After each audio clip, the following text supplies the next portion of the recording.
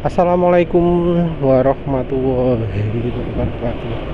Kali ini penulis ingin bahas kendaraan listrik dari sisi baterainya. Jadi kalau lihat berita-beritanya, informasi-informasi terbaru soal daur ulang baterai kendaraan listrik, wah, kok kayaknya kendaraan listrik itu masa depannya suram ya.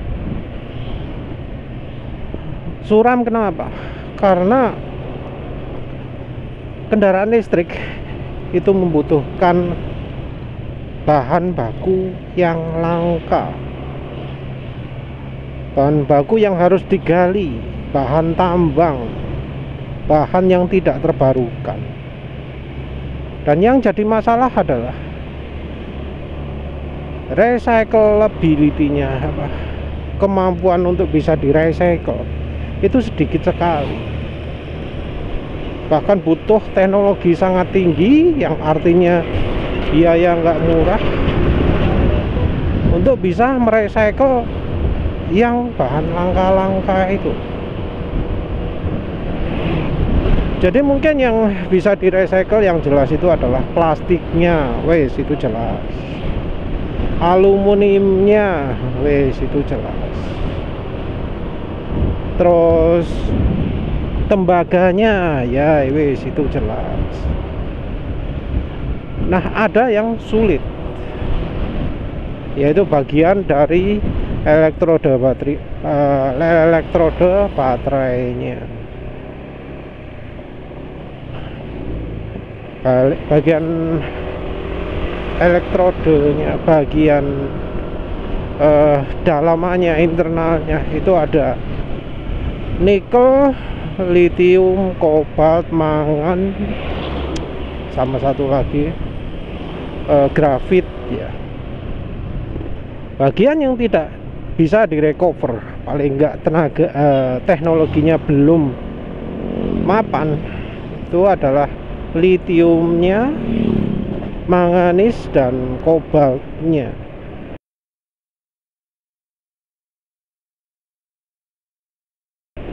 Sementara yang lain-lain bisa. Nah, ini jadi masalah karena ya berarti artinya untuk setiap kendaraan untuk kendaraan listrik baru, dia membutuhkan litium yang baru, kobalt yang baru, manganis yang baru.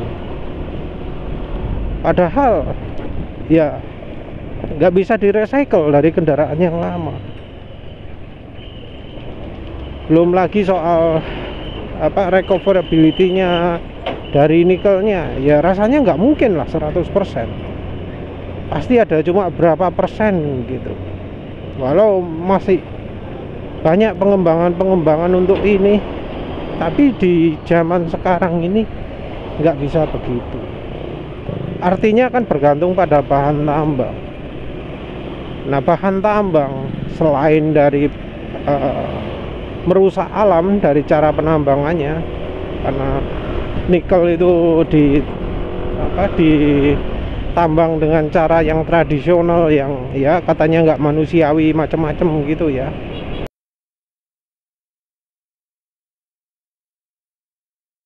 Jumlahnya juga terbatas, yang katanya ya kalau melihat pengembangan kendaraan sekarang ini, kendaraan listrik sekarang ini, dalam waktu 10 tahun habis bahan tambangnya.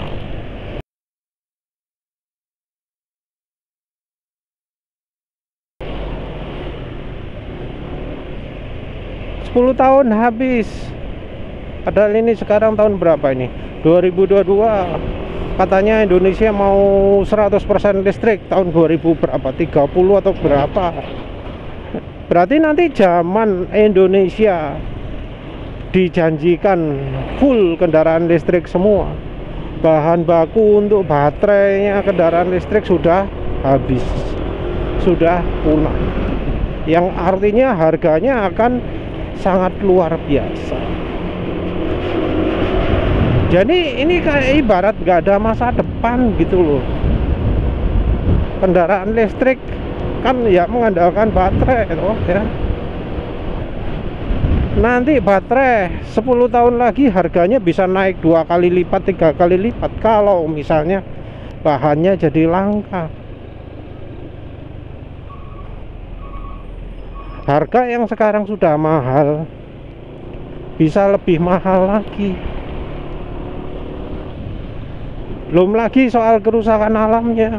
Ya nanti pasti akan makin banyak ya penambangan, pembukaan tambang nikel atau tambang kobalt atau ya litium juga. Dan pengolahan limbah baterainya sendiri pun nggak gampang ya, nggak gampang. Mungkin ada yang ngomong baterai kendaraan listrik itu awet ya. Mungkin yang untuk mobil awet, yang untuk motor enggak ya. Kalau lihat di komik grup sepeda motor listrik di Facebook itu Cosmic ya. Nah itu kan 2 tahun sudah rusak baterai kendaraan listrik, motor listrik terutama ya, bukan mobil listrik. 2 tahun sudah rusak. Nah kan artinya bakal sangat banyak ya baterai yang rusak gitu. Setiap motor akan ada satu baterai tiap 2 tahun. Nah, ini kan ya parah ya. Apalagi masalahnya adalah nggak ada standar untuk baterainya ini. Kalau untuk motor mungkin ada ya beberapa yang pakai standar, tapi kan secara keseluruhan kendaraan listrik ini nggak ada standarnya loh. Jadi antara produsen satu dengan yang lain itu beda secara umumnya loh ya. Kita jangan bilang Gogoro ya, Gogoro ya model baterainya kayak gitu. Tapi gampangannya kayak di Indonesia lah, antara PCS elektrik dengan gesit, tipe baterai ini wis beda. Antara Mang Semut ya dengan yang Dragonfly itu wis beda. Kemasannya beda, cara pemakaian voltasenya beda. Nah ini tentu akan membawa masalah ketika melakukan recycling. Jadi untuk melakukan recycling itu ada prosedurnya ya, dan nggak bisa sembarangan. Jadi yang pertama dilakukan adalah baterainya dihabiskan arusnya.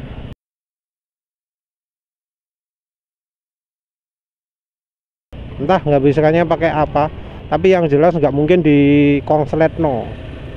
Kalau di konsletnya ya dijamin meledak ya. Ya pasti pakai alat khusus untuk mengurangi arus secepat mungkin tanpa membuat selnya rusak. Karena ya setiap baterai itu ada limitasi arus maksimum yang bisa disedot atau yang bisa dikeluarkan. Melebihi dari itu bahaya. Nah itu ratingnya juga tiap pabrik beda-beda, voltasenya juga tiap pabrik beda-beda. Jadi dari mobil listrik ada yang 700 volt, 480 volt, semacam-macam lah. Dari motor listrik ada yang 70 volt, ada yang 96, ono sing 60, ono sing 48, ono sing piro lah, wis macam-macam ya. Jadi rumit ya untuk merecycle baterai listrik itu. Yang pertama cara bongkarnya ya opo. Yang kedua adalah cara dischargingnya juga gimana. Itu karena baterainya modelnya beda-beda. Terus berikutnya setelah itu ya karena konstruksi yang beda-beda, cara untuk recovery juga macam-macam. Dan untuk menghancurkan baterai listrik, baterai kendaraan listrik, baterai litium ya terutama, itu nggak boleh sembarangan. Kondisinya harus tanpa oksigen, karena kalau ada oksigen bisa timbul ledakan, bisa timbul kebakaran. Jadi harus betul-betul kondisi bebas oksigen. Nah tentu kalau membuat kondisi itu ya nggak mungkin lah prosesnya itu murah, ya pasti mahal.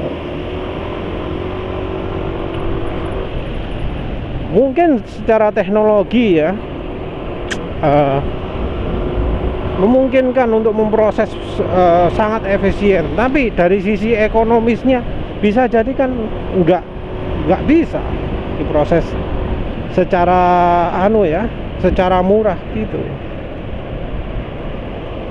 Ada yang pakai dibasahi cairan, ada yang pakai gas inert, macam-macam lah ya.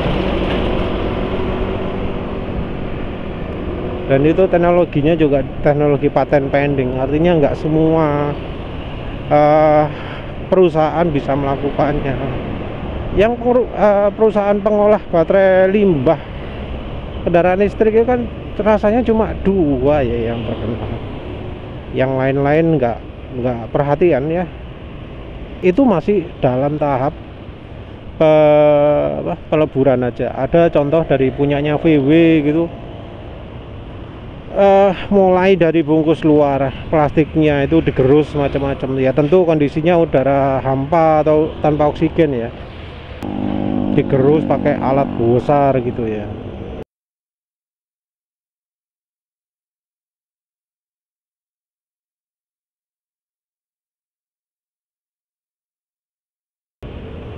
Terus habis itu nanti dipisah.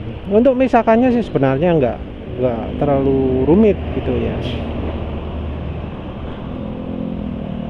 Nanti jadi plastik, aluminium, tembaga. Terus yang lain bentuk jadi kayak pasir hitam gitu. Pasir hitam itu yang paling berharga dari limbahnya itu. Nah, kalau sudah jadi pasir hitam itu yang berikutnya jadi kendala, karena harus dipisahkan, itu jadi satu. Nah, sementara butuhnya adalah dipisah. Nah, misahnya ini yang teknologi sekarang masih cuma terbatas nikel dan apa mana? Nikel dan kobalt atau apalah. Yang nggak bisa direcycle, lithium, grafit, dan mangan ya.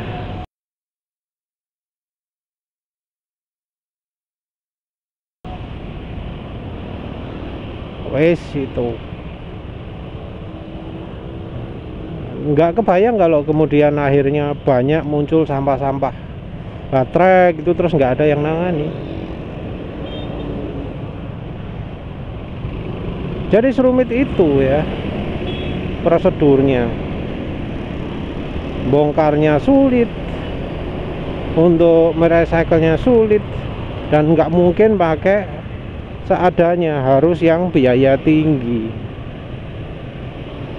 Nggak mungkin modal kecil, harus modal besar, karena ya pengolahannya membutuhkan level keselamatan yang amat tinggi, karena yang diolah itu mudah meledak, mudah terbakar, belum lagi sifat beracunnya. Kalau baterai timah itu katanya jauh lebih mudah itu, karena ya bahan utamanya timah. Timahnya itu bisa dengan mudah dikelola lagi. Perusahaan yang spesialis khusus mengolah baterai bekas juga sudah banyak, sudah ada. Nggak cuma yang besar-besar aja, yang kecil-kecil banyak. Nah, sementara untuk kendaraan listrik enggak. Nah, kalau dari kendaraan listrik ini kemudian kesulitan bahannya, apa yang terjadi ya? Seandainya kemudian baterai ini susah untuk di recycle, sementara bahan tambangnya itu makin menipis, apa yang terjadi? Klaim hijaunya juga belum terwujud lah ya. Mungkin senyapnya sudah, halusnya sudah, tapi ya hijaunya kan masih belum sih ya. Hijau dari sisi sampahnya, cara pembuatan mobil listriknya, sisa setelah mobil listriknya itu rusak dan nggak bisa dipakai lagi, kemudian masa pakai kendaraan listriknya. Jadi kalau motor ya, motor ini apa, motor yang rusak gitu ya, kemungkinan untuk masih bisa hidup lagi itu besar ya, selama motornya kayak motor Jepang, motor Honda gitu ya. Jarang ada motor mati nggak kepake dibiarkan. Kalau mobil ya, kalau motor kan jarang. Motor saya lele sih melaku gitu masih ada aja kan. Jarang ada motor yang dimatikan gitu. Nah kalau kendaraan listrik, sistem elektroniknya rusak, harganya kan sudah sangat mahal, sudah bisa mencapai sepertiganya harga kendaraan baru untuk ECU nya misal rusak. Apalagi kalau baterai bisa lebih dari separuh harga kendaraan baru. Nah, orang ya belum tentu pingin untuk beli baterainya. Beli baterai bekas juga bukan sesuatu yang memungkinkan. Walau kalau di Indonesia ya bisa aja sih itu terjadi. Tapi kalau secara orang yang berpengetahuan rasanya nggak akan ya beli baterai bekas gitu ya. Orang itu rasanya nggak akan ya beli part lagi kalau harganya sudah lebih dari separuh kendaraannya ya. Mungkin ada yang bela nih, tapi kalau kendaraannya juga disertai komponen lain yang mulai ngadat, seperti ECU nya mulai ngadat, seperti apa chipset lain-lain yang sudah mulai uzur kan, karena modelnya elektronik kan. Kalau elektronik itu nggak akan bisa seawet yang mekanik di kendaraan ini. Elektroniknya juga banyak, kadang rusak LCD-nya aja sudah nggak bisa dipakai kendaraannya. Makin banyak bagian elektroniknya, makin banyak kemungkinan nggak bisa dipakai. Kalau sudah lebih dari separuh harga kendaraan, ya orang bisa berpikir mending beli baru gitu kan. Ya kalau lihat berita-berita gitu, wis rasanya kok kayak motor listrik itu wis gak ono masa depan ya. Seperti sudah wis mandek wis iku. Ya karena kan ya mau gimana lagi, bahan kendaraan listriknya aja pakai bahan tambang, bahan bukan terbarukan, nggak kayak kendaraan bensin yang bahannya itu plastik bisa didaur ulang, besi bisa didaur ulang, aluminium bisa didaur ulang, apa mana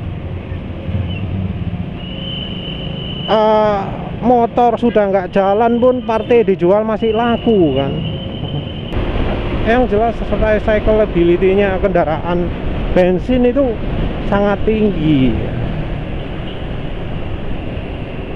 sangat tinggi bila dibanding dengan kendaraan listrik. Kendaraan listrik separuh harganya ada di baterai, dan baterai ini kemungkinan di recycle itu kecil, dan kalaupun bisa di recycle bisa jadi akan ada biaya yang lebih mahal untuk bisa melakukan recycle ini. Dan ya pastilah cepat atau lambat biaya recycle ini akan dibebankan ke konsumen juga. Jadi konsumen harus bayar biaya lebih mahal demi untuk biaya recycle. Dan nanti karena bahan akan makin langka, kendaraan listrik nggak akan makin murah tapi makin mahal. Jadi katanya baterai itu harganya sudah mulai murah ya Pak. Harga baterai litiumnya sudah makin murah, tapi wes mentok, wes nggak bisa lebih murah lagi karena wes terbatas oleh kelangkaan barang. Jadi ya nggak bisa diharapkan makin lama makin murah. Ya wes lah, itu aja. Jadi ya menurut penulis, rasanya kendaraan bensin ini masih akan tetap bertahan lah ya, karena orang-orang itu nggak mikiri keterbatasan atau limitasi kendaraan listrik, terutama dari sampahnya ya, sampah kendaraan listriknya ini yang ya di masa depan berpotensi menimbulkan banyak kerusakan. Ya wes, begitu saja. Terima kasih sudah menonton. Assalamualaikum warahmatullahi wabarakatuh.